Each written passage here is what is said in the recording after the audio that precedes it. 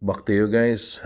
Welcome sa ating video for today's. Ito pala yung pagdating namin sa Dubai.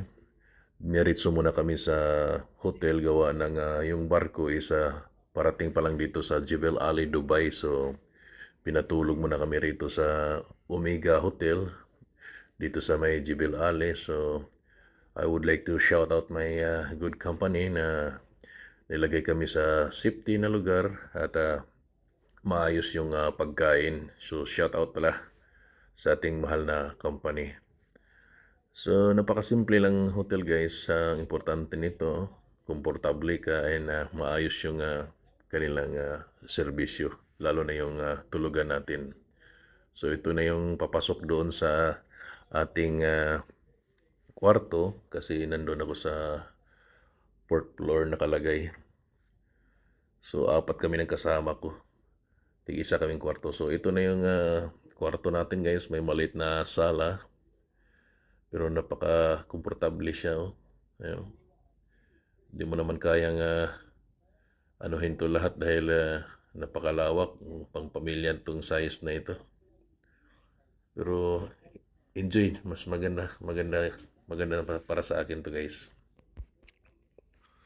So dito nga part ito yung sala. Tapos yung kabilang side nandun yung kwarto ko.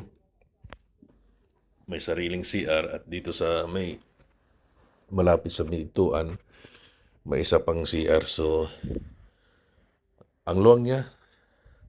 So ito yung nasa loob ng kwarto natin. Dito tayo matulog mamaya.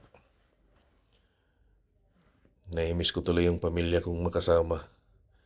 Kasi pag ganitong sobrang laking kwarto, kailangan mong may kasama ka, lalo na yung pamilya. So ayan yung CR guys, may bathtub pa. Basta napaka ayos at hindi naman 5-star talaga to pero napakaganda para sa akin. So ito yung kabilang CR nila, may sarili ring bathtub. Pakaganda di ba mga idol? So mamayang kunti mag-shower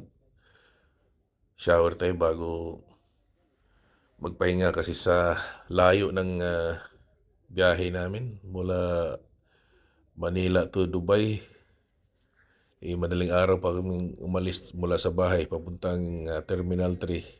Tapos diretso na sa biyahe yun guys. So, ang importante, we are safe while we are traveling to Dubai. Thank you sa mga prayers nyo guys, lalo na sa mahal ko sa buhay. Shoutout din sa mga kasama ko palang tatlo nandun sa kanilang kabina. Baka nag-vlog din yun. Thank you sa ating mga followers guys, nag-support. Salamat sa suporta niyo talaga. At advance Merry Christmas and Happy New Year sa inyong lahat guys. Ingatan niyo ang inyong mga pamilya. Maraming salamat po. Sige guys, pahinga muna ako. Dahil kapoy na. And God bless